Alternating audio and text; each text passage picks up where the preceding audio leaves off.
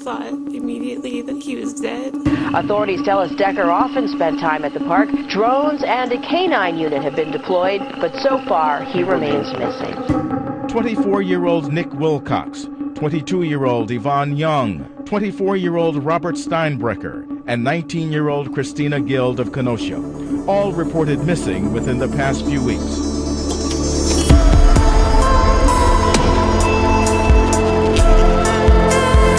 I can't explain my feelings, and I wouldn't wish it upon any parent.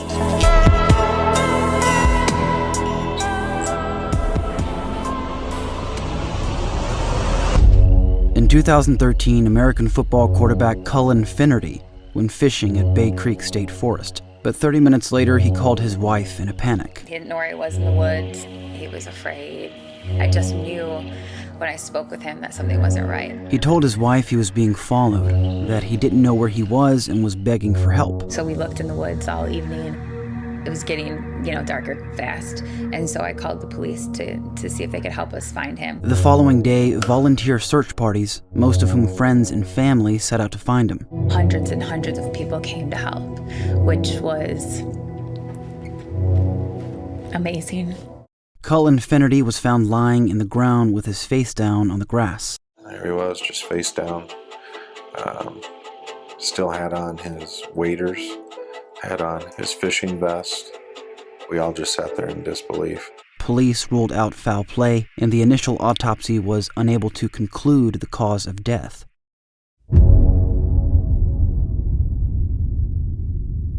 In 1974, the Cowden family set up a picnic in the Siskiyou Mountains in Applegate, Oregon. But when the grandmother, who was at her home, noticed they hadn't arrived for dinner, she drove up to the site and saw they were gone, with everything in the campsite left undisturbed. The car was parked, the baby's diapers, the wife's purse, all left untouched. Even a fresh glass of cold milk was on the table, resulting in the largest search party in Oregon's history. But it wasn't until 7 months later, when two men who were hunting in the same area noticed human bones mired underneath their feet, and it was there where they saw the wife and children embedded beneath stacked rocks stuffed into a cave, and the father fully decomposed, tied tightly to a tree trunk on the side of a hill. No one has ever been charged for the incident, and the case remains open.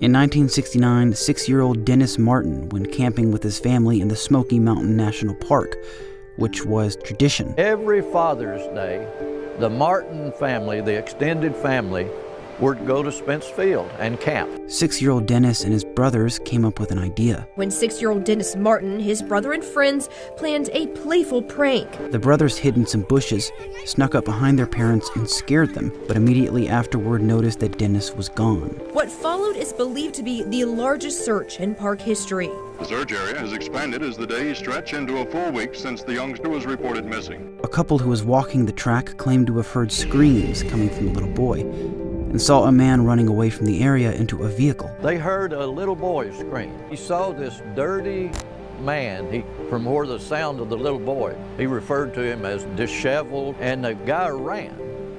And the guy got in the van and drove off at a high rate of speed. The case remains open.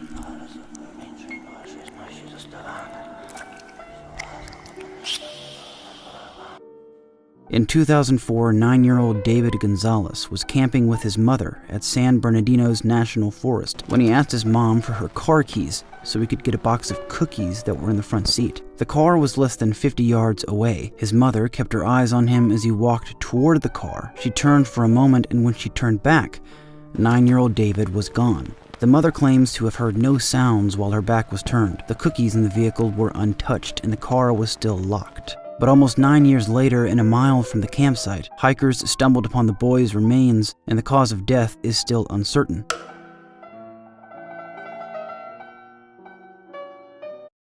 And this brings us to one of the strangest events I could find, and one that happened this year.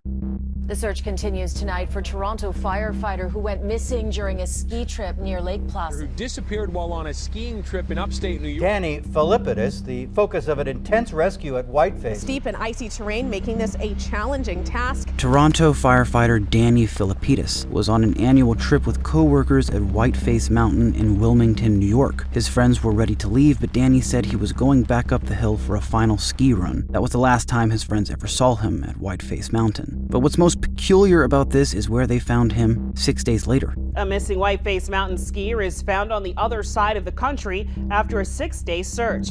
Danny went missing in New York, but was found in Sacramento, California. That's nearly 3,000 miles away. New York State Police say the exact route the 49-year-old Toronto man took to get to California from Lake Placid, a distance of about 4,600 kilometers, is still a mystery. Danny was found wearing the same ski clothes he was wearing when he went missing. This incident cannot help be somewhat humorous in its oddness, while at the same time a true head-scratcher. Firstly, consider how odd Danny's behavior was when he got to California. Just seen about 3 policemen surrounding one guy.